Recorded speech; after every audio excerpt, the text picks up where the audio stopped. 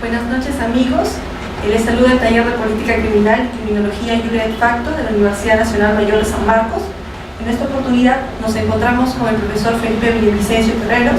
Él es abogado por nuestra casa de estudios y doctor por la Universidad de Buenos Aires. En esta oportunidad lo vamos a entrevistar en el marco de nuestras entrevistas para conocer las nuevas formas de actuación de la criminología en la globalización. En ese sentido, profesor, muy buenas noches. Bueno. Vamos a empezar la primera pregunta. Con respecto al sistema penal en uno de sus trabajos, hemos visto que se menciona que la criminología carece de límites sin el derecho penal y el derecho penal es ciego sin la criminología. ¿Considera usted esta definición adecuada y cuál es su visión de la relación que hay entre el derecho penal, la criminología y la política criminal? Bueno, es una antigua relación, ¿no? La de la política criminal, la criminología y el derecho penal, ¿no? Ha habido toda una evolución histórica al respecto, incluso una época en la que se hablaba de las ciencias penales integradas, ¿no? Porque cada una tenía un objetivo y un campo de acción. Por ejemplo, la política criminal desde Frankfurt Leaks surge como un estudio de los modelos de reacción frente al delito, pero la criminología pues tiene antecedentes históricos mucho más remotos, ¿no? Incluso desde las lecturas muy antiguas del concepto de lo que se entendía por un delito, la expiación, etcétera, ¿no? Ya más cercana a nuestra época, desde aquellas explicaciones de las sociedades únicas para dar sentido a la explicación del delito, como por ejemplo el positivismo, ¿no? Italiano, o las explicaciones anglosajonas al respecto, ¿no? Para después pasar a otra forma de interpretar el fenómeno de la desviación en sociedades conflictivas, y ya en los últimos tiempos el concepto de criminología que va en la línea más bien ya no del fenómeno del estudio de las causas de la criminalidad, sino más bien de la criminalización, es decir, los procesos a través de los cuales se atribuye a un sujeto una determinada calidad de delincuente. Entonces ha habido una larga experiencia y evidentemente son diferentes, ¿no? Mientras que la criminología se debate entre el estudio de lo que es objeto interdisciplinario, es decir, si estudia el fenómeno criminal o estudia el control penal o el sistema penal, etc. En cambio, la política criminal lo que hace es más una tarea de estudio de los modelos de reacción, ¿no? Diferente totalmente a la dogmática penal, que es el otro elemento, ¿no? Con el que se construyen más bien los juicios de los procesos judiciales, y por lo tanto es esencialmente razonamiento jurídico, ¿no? Eso es esencialmente la dogmática. Entonces cada uno de ellos tiene su espacio de actuación. ¿Considera usted que ha habido un desarrollo de la criminología crítica en nuestro país? Bueno, la criminología crítica llegó aquí a América Latina y por los años 80 del siglo pasado, ¿no? Influida, influyó mucho en algunos países latinoamericanos, especialmente Venezuela, el Instituto de Criminología de Zuliano, o en Argentina, o en Brasil, etc. Y también llegó al Perú, ¿no? A través de varias versiones, esencialmente dos. Una que fue el abolicionismo y la otra el minimalismo. Dos versiones de criminología crítica que aquí entraron en América Latina. Una claramente influenciada por las formas de pensar de los criminólogos nórdicos, especialmente holandeses, noruegos, etc., ¿no? El abolicionismo. Y la otra más bien por la fuertísima influencia de Alessandro Barata, el profesor italiano, en donde él hablaba más bien de una concepción minimalista, ¿no? Entonces el derecho penal también se vio influenciado, tanto por lo que se denominó el derecho penal mínimo, ¿no? en esos años, y también la criminología crítica. Ahora, a tu pregunta de si aquí se desarrolló, pues en toda América Latina el abolicionismo trató de ser desarrollado, pero luego se vio que no era posible, ¿no? Que las ideas que venían del pensamiento del europeo del norte eran muy interesantes. Recordemos a Kurzman, a Mates, Instivisti, etc., ¿no?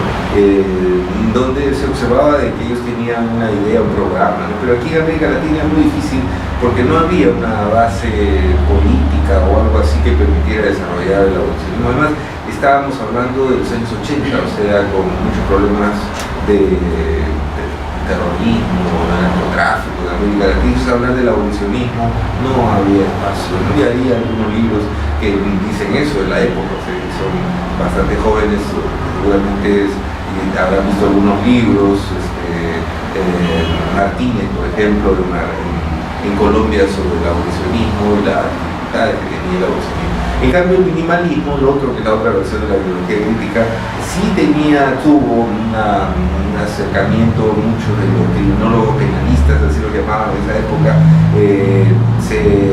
se inclinaron por esta tendencia, ¿no? Y eso se ve, por ejemplo, en nuestro Código Penal de 1991, donde la tendencia era precisamente minimalista, ¿no? Es decir, darle más cabida a las medidas, a las penas alternativas y menos a las penas de privación de libertad, etc.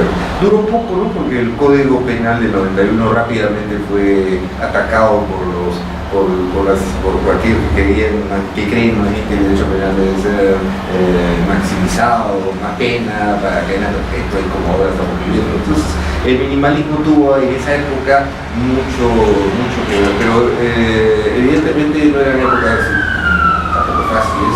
El terrorismo en Perú, por ejemplo, data de esa época, entonces era bien difícil sostener un minimalismo, digamos, extremo. Por el contrario, lo que ocurrió fue estado de emergencia, pues ese rostro y todo eso. Entonces el fenómeno fue diluyéndose progresivamente. ¿Y ahora? En la actualidad, digamos a fines del siglo pasado y ahora en este siglo, se trató de reintroducir las ideas de la criminología crítica, ya no el abolicionismo, porque si bien es cierto, algunos son partidarios del abolicionista, en el fondo creo que muchos pensamos en el abolicionismo, pero en la realidad no hay una tendencia, ¿no? Porque no había una política,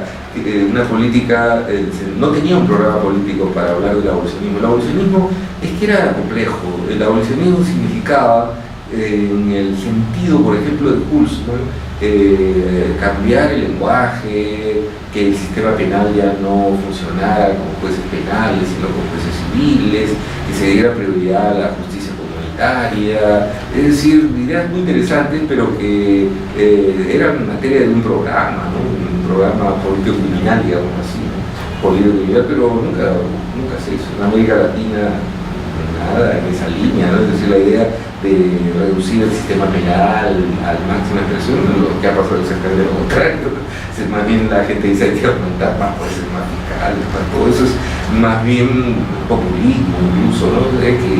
Por lo tanto, el minimalismo, particularmente el abolicionismo, no tuvo, creo que tampoco ahora tiene suficiente fuerza como para seguir por ese camino, aunque las condiciones del sistema penal pues siguen siendo muy parecidas y las críticas dan sentido todavía, creo yo, al abolicionismo, ¿no? Pero que haya una política que vaya a hacer eso, no. El otro, el minimalismo, pues se debate entre el populismo y el minimalismo. Vivimos eso sí. O sea, hay épocas en las que los estados tienden hacia la aplicación mínima del derecho penal más garantista, derecho penal garantista, y hay épocas donde más bien viene fuerte el populismo y la sobrecriminalización, etc. En este momento más bien yo diría que pues, el minimalismo, el derecho penal mínimo existe, pero está rezagado, ¿no? Frente a las tendencias de mayor pena, de populista, ¿no? De mayor sanción. Entonces, en ese contexto es el que nosotros tenemos ahora que trabajar. En nuestro contexto actual, sería viable que las instituciones peruanas adoptaran los pensamientos de la criminología crítica y aplicaran medidas no solo al tratamiento específico al delincuente, sino a fomentar cambios positivos en las anomalías que presentan las bases económicas, sociales y culturales que indirectamente o directamente propician o fomentan el delito? Bueno, eso sería lo ideal, ¿no? Y a eso me refería cuando hablaba de un programa político, ¿no? Sería lo ideal, ¿no? Pero nosotros vemos que las políticas aquí, particularmente en nuestro país, no van hacia eso. Nadie plantea que, por el contrario, cree lo que suelen decir es que el sistema penal va a resolver los problemas, ¿no?, sociales. Y la verdad que el derecho penal nunca resultó un problema social, y que por ahí cualquier problema que surja, el derecho penal no solo es pena de muerte, dice, no pena de muerte, cadena perpetua, y uno se pregunta, ¿y hay programas para tratar? Si uno ve, por ejemplo, el sistema penitenciario, lo que vas a ver en toda América Latina, no solo en Perú, son hacinamientos. Perú también ahora tiene una tasa de hacinamiento impresionante, ¿no? Van a haber corrupción, van a haber malos tratos, incluso torturas en algunos lugares, van a haber tratamiento para muy fuera de lo que las doctrinas y las ideas criminológicas plantean en el caso de los menores, por ejemplo, ¿no? Aunque tenemos una buena ley del menor, una ley penal nueva, ¿no?, del menor infractor, sin embargo todavía no está puesta en vigencia. El tema de las mujeres o de los grupos vulnerables, ¿no?, etcétera. Es decir, yo no veo que haya una política aquí que vaya en esa línea en este momento. No se ve. Al contrario, lo que hay es una política más bien de justicia mediática, de represión, de sanción, de más gente a la prisión, y que ya casi nadie cree en la resocialización. O sea, que le pregunten ustedes ahora que están haciendo a la gente muy corriente si hay resocialización, ¿no? Existe resocialización, existe, sin embargo está en el marco de la ley, ¿no? Esos son los discursos políticos que existen, ¿no? Entonces el tema bien difícil es para la criminología moderna hablar de eso. Y es más, la criminología moderna ya tampoco va por el lado de la criminología crítica propiamente dicha, ¿no?, sino que va por otra forma de criminología, ¿no?, más reactiva, o la criminología del desarrollo, de la criminología crítica. Si tanto es así que se llegó a afirmar que la criminología crítica había entrado en crisis. Estudios sobre eso, ¿no? La llamada crisis de la criminología crítica data de los primeros años de este siglo, y después de eso la posibilidad de salvar la criminología crítica ahí quedó, ¿no?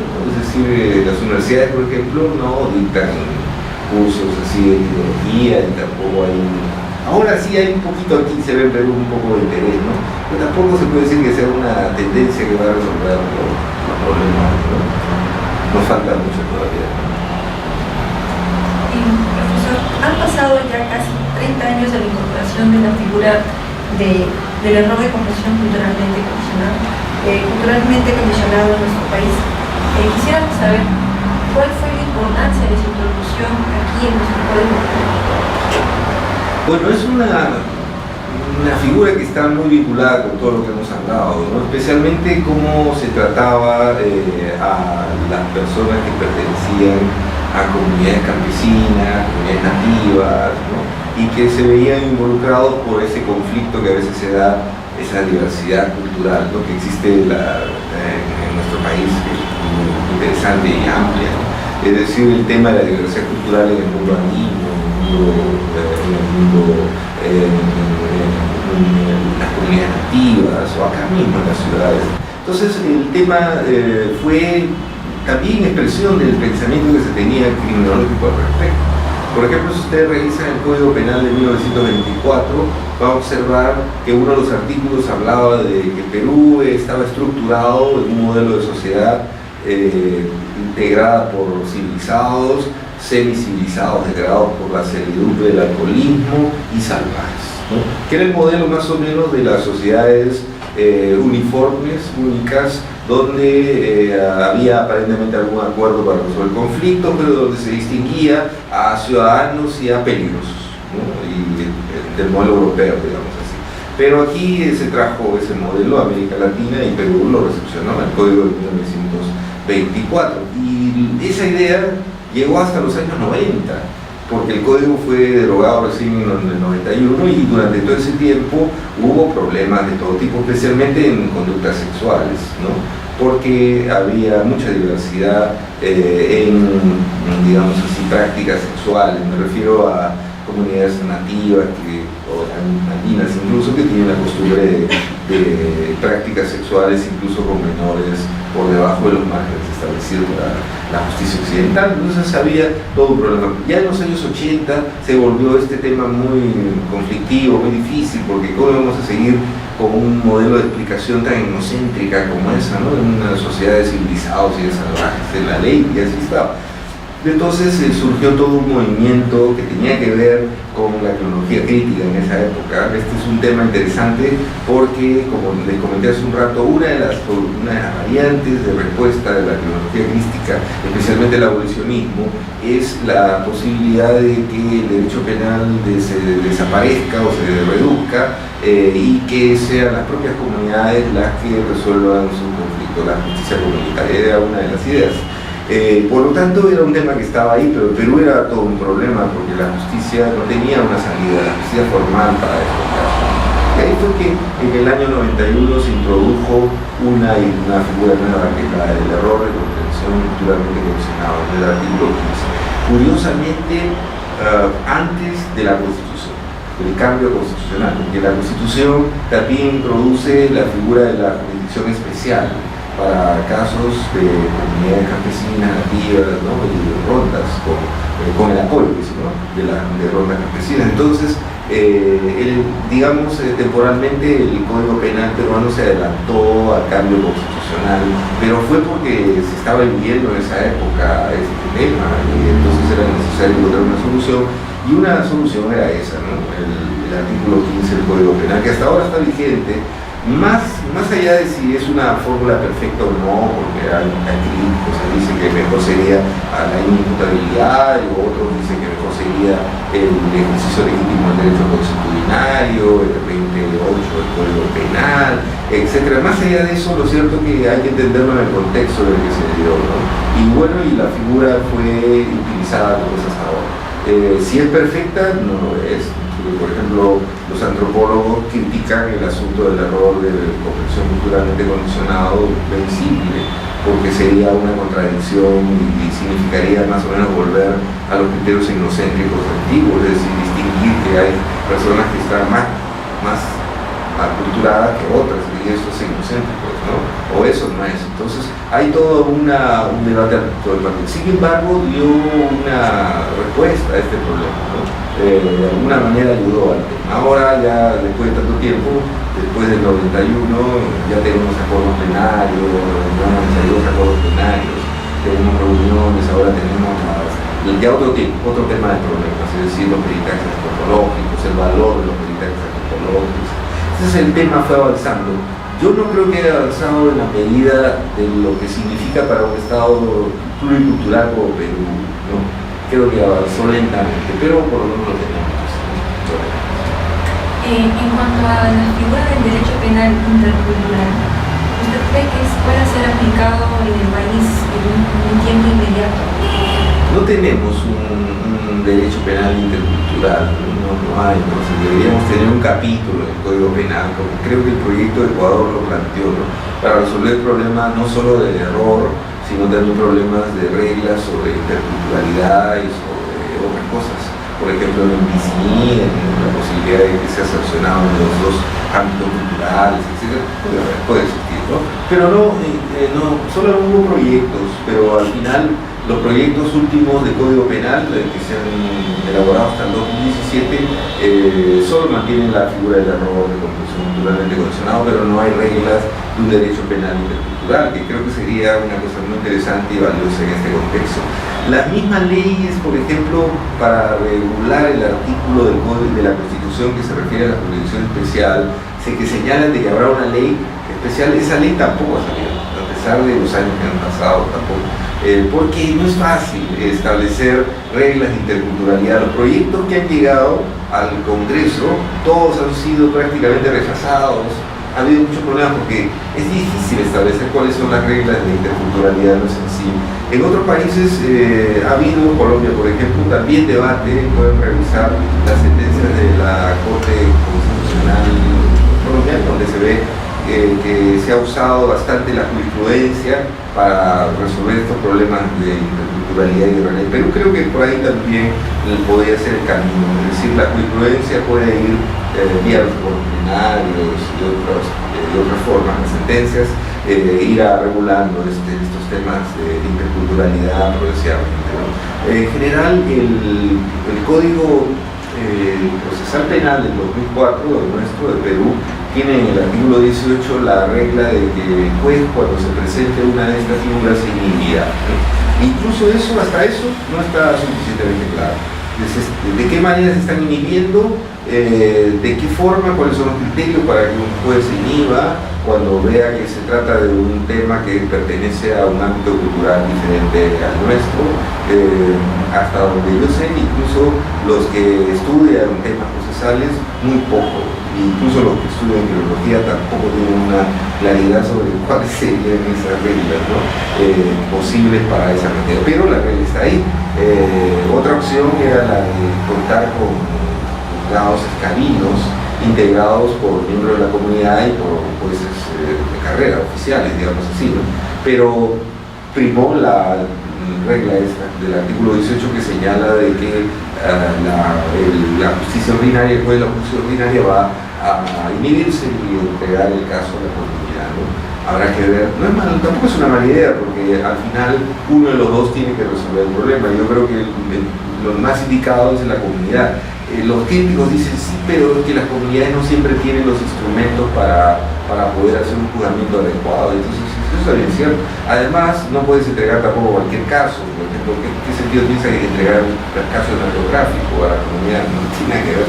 Entonces, pero existen esas posibilidades, ¿no? Entonces, además, ¿cómo se determina la costumbre si los informes antropológicos no son del todo adecuados, tal como los expertos señalan, ¿no? A medida de que casi siempre se limitan a solo identificar a qué comunidad pertenece el sujeto, pero no analizar la costumbre, ¿no? Entonces hay muchos problemas todavía en esa materia. Sin embargo, por lo menos yo creo que algo se ha avanzado comparado a otros lugares, ¿no? del Perú, y era necesario porque es un país pluricultural, ¿no? Claramente. Entonces, es muy importante el tema.